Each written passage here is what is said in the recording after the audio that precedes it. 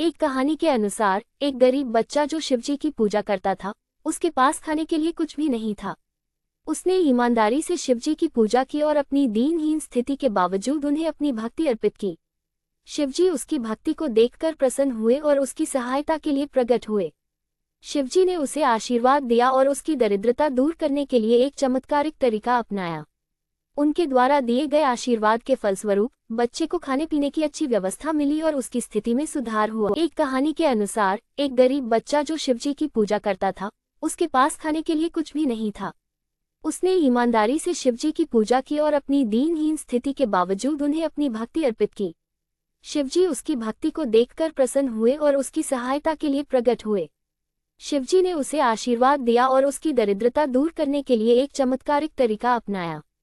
उनके द्वारा दिए गए आशीर्वाद के फलस्वरूप बच्चे को खाने पीने की अच्छी व्यवस्था मिली और उसकी स्थिति में सुधार हुआ। एक कहानी के अनुसार एक गरीब बच्चा जो शिवजी की पूजा करता था, उसके पास खाने के लिए कुछ भी नहीं था।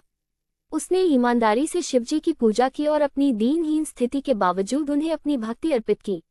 शिवजी उसकी भक्ति को देखकर प्रसन्न हुए और उसकी सहायता के लिए प्रकट हुए। शिवजी ने उसे आशीर्वाद दिया और उसकी दरिद्रता दूर करने के लिए एक चमत्कारिक तरीका अपनाया।